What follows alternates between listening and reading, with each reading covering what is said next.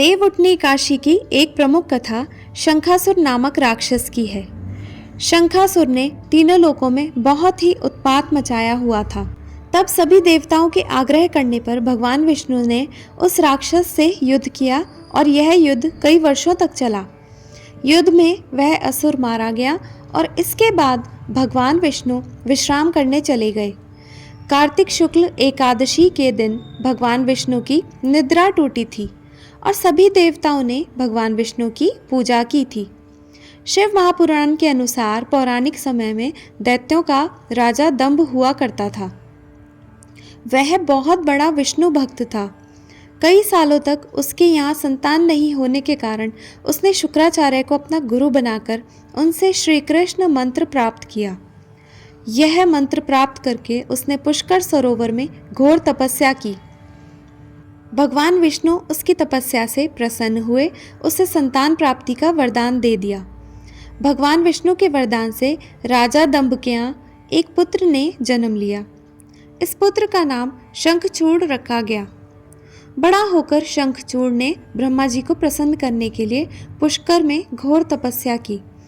उसकी तपस्या से प्रसन्न होकर ब्रह्मा जी ने उसे वरदान मांगने को कहा। तब शंखचूड़ ने वरदान मांगा कि वह हमेशा अजर अमर रहे, वह कोई भी देवता उसे नहीं मार पाए। ब्रह्मा जी ने उसे यह वरदान दे दिया और कहा कि वह बद्रीवन जाकर धर्मध्वज की पुत्री तुलसी जो तपस्या कर रही है उससे विवाह कर ले।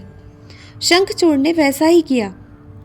तुलसी के साथ विवाह के बाद सुखपूर्वक रहने लगा। उसने अपने बल से देवताओं, असुरों, दानवों, राक्षसों, गंधर्वों, नागों, किन्नरों, मनुष्यों तथा त्रिलोकी के सभी प्राणियों पर विजय प्राप्त कर ली। वह भगवान कृष्ण का परम भक्त था। शंखचूड़ के अत्याचारों से सभी देवता परेशान होकर ब्रह्मा जी के पास गए और ब्रह्मा जी उन्हें भगवान विष्णु के पास ले गए। भगवान विष्णु ने कहा कि शंखचूड़ की मृत्यु भगवान शिव के त्रिशूल से ही होगी, अतः आप उनके पास जाएं। भगवान शिव ने चित्ररथ नामक गण को अपना दूत बनाकर शंखचूड़ के पास भेजा। चित्ररथ ने शंखचूड़ को समझाया कि वह देवताओं को उनका राज्य लौटा दे, तो शंखचूड़ ने मना कर दिया और कहा कि वह महेश्वर से युद्ध करना चाहता है। भगवान शिव को जब यह बात पता चली तो वह युद्ध के लिए अपनी सेना लेकर निकल पड़े। इस तरह देवता और दानवों में घमासान युद्ध हुआ, परंतु ब्रह्मा जी के वरदान के कारण शंखचूड़ को देवता नहीं हरा पाए।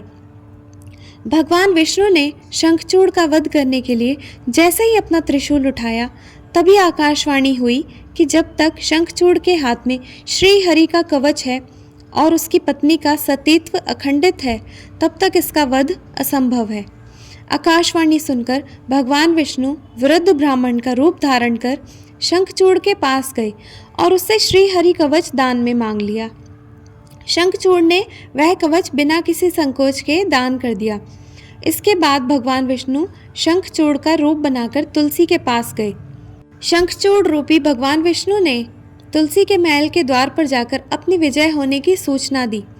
यह सुनकर तुलसी बहुत प्रसन्न हुई और पति रूप में आए भगवान का पूजन किया व रमन किया। ऐसा करते ही तुलसी का सतीत्व खंडित हो गया और भगवान शिव ने युद्ध में अपने त्रिशूल से शंखचूड़ का वध कर दिया। तब तुलसी को पता चला कि वे उनके पति नहीं हैं, बल्कि वे तो भगवान विष्णु हैं। क्रोध में आकर तुलसी ने कहा कि आपने छलपूर्वक मेरा धर्म भ्रष्ट किया है और मेरे पति को मार डाला, अतः मैं आपको श्राप देती हूँ कि आप पाषाण होकर धरती पर रहें।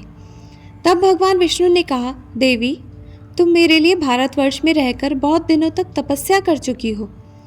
तुम्हारा यह शरीर नदी रूप में बदलकर गंडकी नामक नदी के रूप में प्रसिद्ध होगा। तुम पुष्पों में श्रेष्ठ तुलसी का वृक्ष बन जाओगी और सदा मेरे साथ रहोगी।